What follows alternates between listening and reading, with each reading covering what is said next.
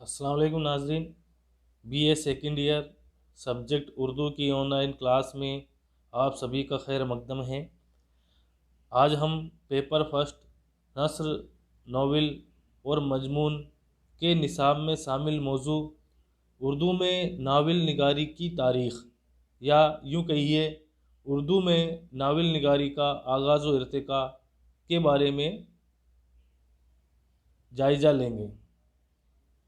ناظرین، کل کے ویڈیو میں ہم نے اردو ناول کے فن، اردو ناول کی تعریف، اس کے اجزاء ترکیبی اور ناول کی تعریف کے متعلق مختلف ادیبوں اور مصنفین کے اقوال کا جائزہ لیا تھا، جس میں ہم نے جانا تھا کہ ناول کس زبان کا لفظ ہے، اس کے کیا معنی ہے، اس کی کیا تعریف ہے، مختلف ادیبوں اور مصنفین نے اس کے بارے میں کیا کہا ہے، اور ادیب اور مصنفین نے ناول کے کیا اجزاء ترکیبی معین کیے ہیں، کہ جس میں ہم نے ناول کے 8 اجزاء قصہ، کہانی، پلاٹ، کردار نگاری، مکالمہ نگاری، جذبات نگاری، منظر نگاری، نقطۂ نظر، زبان و بیان کا جائزہ لیا تھا، جس میں ہم نے ناول کی پوری ایک طرح سے جس کو کہا جائے تو ناول کا اسٹرکچر، ڈھانچہ، اس کے فن کے بارے میں، اس کی حیت، اس کی خصوصیت، اس کے اجزاء ترکیبی تعریف کے بارے میں ہم نے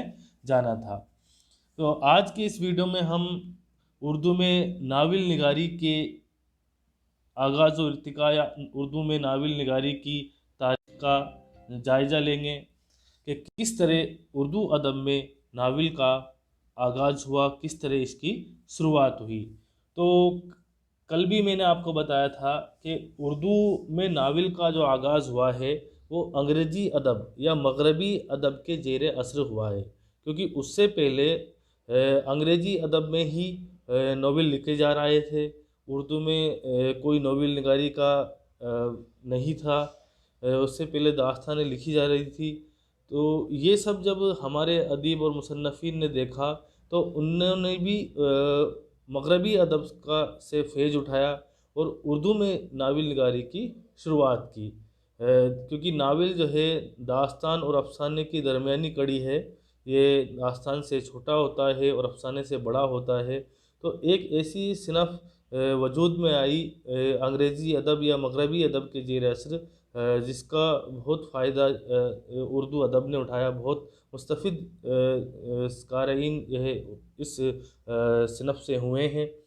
آج ہم اسی صنف یعنی کہ اردو میں ناول نگاری کی تاریخ یا اردو میں ناول نگاری کے آغاز و ارتقاء کا جائزہ لیں گے۔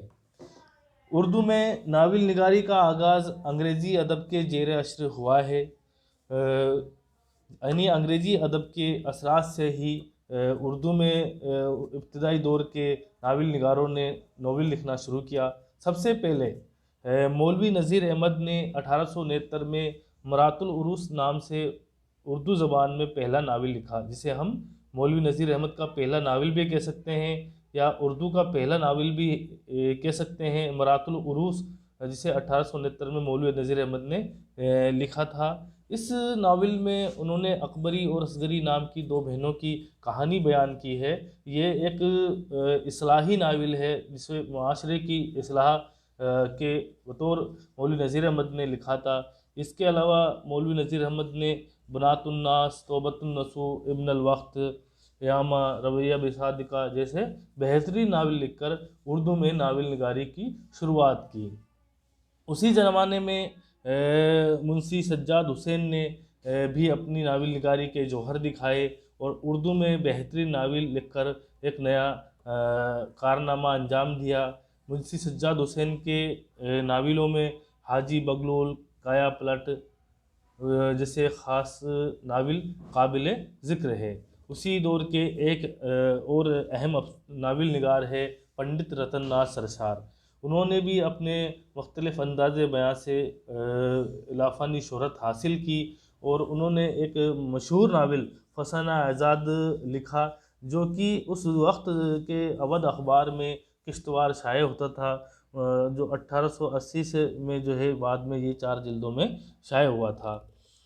اردو کے بہترین ناول نگاروں میں شامل عبدالحلیم شرین نے بھی اپنے نئے انداز سے تاریخی ناول نگاری کی شروعات کی. یعنی انہوں نے ایسے ناول لکھے جس میں تاریخ کا زاویہ ہمیں دیکھنے کو ملتا ہے. ان کے ناولوں میں فردوس بری، ملک عزیز ورجینا، منصور مہنا، حسن کا ڈاکو، حسن اینجلینا، جوال بغداد، یعنی ان کے جتنے بھی ناول تھے وہ سارے کے سارے مغربی ملکوں یا خاڑی ملکوں کے کرداروں کو دھیان میں رکھ کر لکھے ہوئے گئے تھے. سارے کے سارے تاریخی ناول تھے. اسی زمانے میں محمد علی طبیب نے اسلامی تاریخی ناولوں کی شروعات کی. انہوں نے اسلامی تاریخ سے متعلق رکھنے والے ناول نیل کا سانپ اور عبرت لکھے. اس کے علاوہ مرزا عباس حسین نے ربط و ضبط نام سے ایک بہترین ناول لکھا. یہ اردو ناول کا شروعاتی دور تھا. اور اس شروعاتی دور کے بعد کا جو دور آتا ہے وہ آتا ہے مرزا ہادی رسوا کا دور. یہ مرزا ہادی رسوا بھی اردو ناول نگاری میں اپنی ایک خاص اہمیت رکھتے ہیں. ان کا بہترین ناول امراؤ جان ادا جو 1899 میں شائع ہوا، اردو ادب کا ایک لازوال گہوارہ ہے. اس کے علاوہ انہوں نے جات شریف، شریف زادہ، افسانۂ راج، اختری بیگم جیسے مشہور ناول بھی لکھے ہیں. لیکن مرزا ہادی رسوا کی جو شہرت، جو مقبولیت امراؤ جان ادا سے ہوئی، وہ کسی دوسرے ناول سے ان کو نہیں مل سکی. امراؤ جان ادا اردو ادب کا ایک نایاب ستارہ ثابت ہوا. اسی زمانے میں علامہ راشد الخیری نے ہندوستان کے مسلم معاشرے اور خواتین سے کو موضوع بنا کر بہترین ناول لکھے ہیں، جس میں صبح زندگی، شام زندگی بھی ان کے بہترین ناول کی کہے جا سکتے ہیں. علامہ راشد الخیری نے مسلم مخصوصاً گھرانے اور مسلم معاشرے کی اصلاح کے لیے ناول لکھے ہیں. اس کے بعد کا جو دور ہے وہ دور کہا جاتا ہے اردو ادب کے مشہور ناول اور افسانہ نگار منشی پریم چند کا دور. منشی پریم چند جنہیں جدید اردو ناول کا بانی بھی کہا جاتا ہے. چاہے ناول نگاری کی شروعات مولوی نذیر احمد سے مانی جاتی ہے، لیکن جدید اردو ناول کی شروعات منشی پریم چند سے ہی مانی جاتی ہے. انہوں نے جدیدیت کو، انہوں نے حقیقت نگاری کو اپنے ناولوں میں خاص جگہ دی اور دیہاتی زندگی کو، دیہات کے مسائل کو اپنے ناولوں کا موضوع بنایا. ان کے خاص ناولوں میں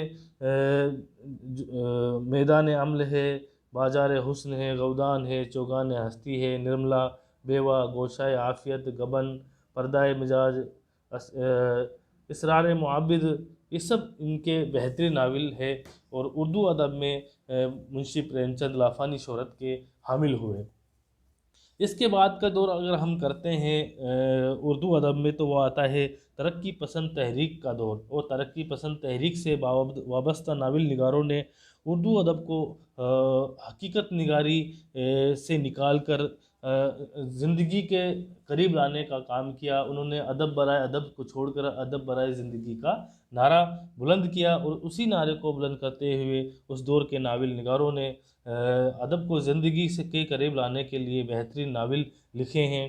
اس دور میں سب سے پہلے ہم ناول نگار کا نام لے سکتے ہیں سید سجاد ظہیر، جنہوں نے نفساتی تجربے کو دھیان میں رکھتے ہوئے بہترین ناول لکھے ہیں. لندن کی ایک رات ان کا خاص ناول ہے. اس کے علاوہ عصمت چغتائی نے بھی متوسط مسلم گھرانے کے لڑکے لڑکیوں کے متعلق اور اس زمانے کے مسلم گھرانوں کے ماحول کے متعلق اپنے ناولوں میں انہوں نے اس بات کو جگہ دی اور جنسی و جذباتی پہلوؤں کو بھی انہوں نے اجاگر کیا. ان کے اہم ناولوں میں ٹیڑھی لکیر، جدی، معصومہ، سودائی، ایک قطرہ خون، باندی، جنگلی کبوتر، دل کی دنیا، عجیب آدمی وغیرہ خاص طور سے قابل ذکر ہے. اسی دور کے اہم ناول نگار کرشن چندر نے اپنے ناولوں میں اشتراکی نقطہ نظر کو توجہ دی اور اس طرح کی خیالات کا اظہار اپنے ناولوں میں انہوں نے کیا ہے. ان کے خاص ناولوں میں شکست، غدار، آسمان روشن ہے، سونے کا سنسار، الٹا درخت، دادر پیل کے بچے، 52 پتے، دل کی وادیاں سو گئی، برف کے پھول، کاغذ کی ناؤ، چاندی کا گھاؤ وغیرہ خاص طور پہ قابل ذکر ان کے ناول مانے گئے ہیں۔ کرشن چندر بھی اردو ناول میں اپنا اہم اور اعلیٰ مقام رکھتے ہیں۔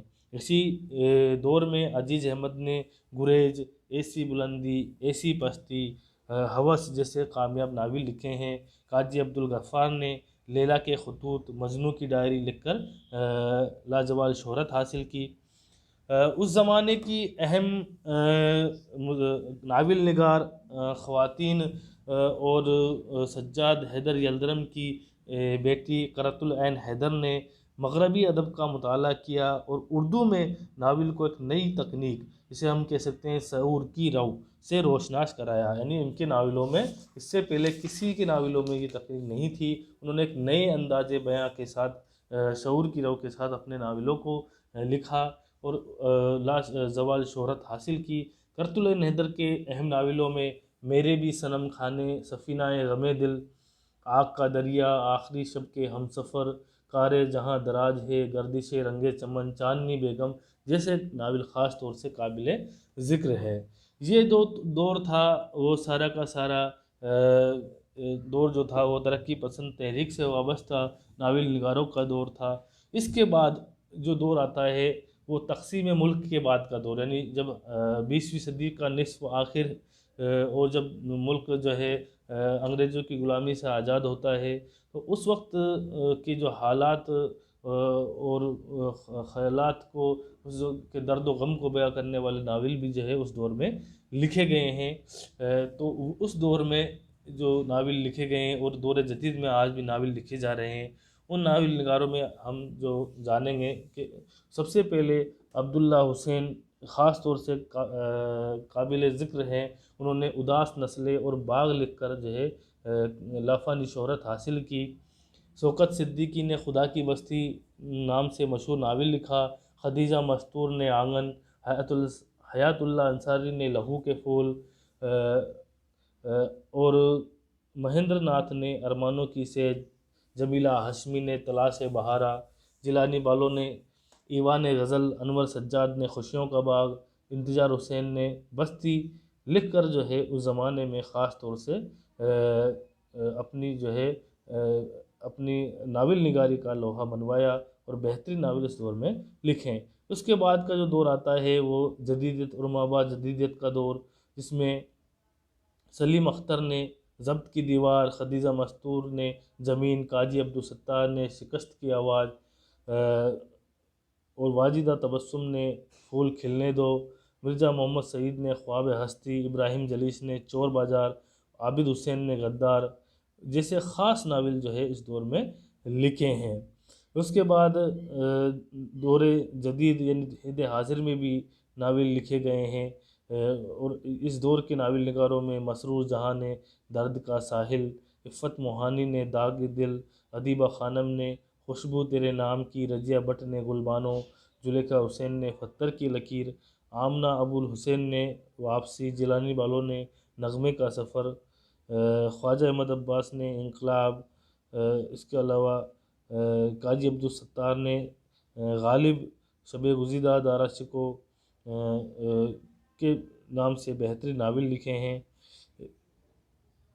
اس طرح دور حاضر میں بھی جو ہے ناول لکھے جا رہے ہیں، اپنے مخصوص انداز بیاں کے ساتھ، اپنی مخصوص موضوعات کے ساتھ، خیالات کے ساتھ، تفکرات کے ساتھ دور حاضر میں بھی ناول لکھے جا رہے ہیں۔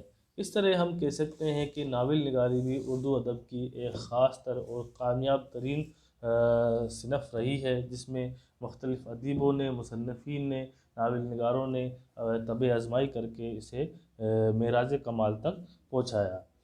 شکریہ ناظرین۔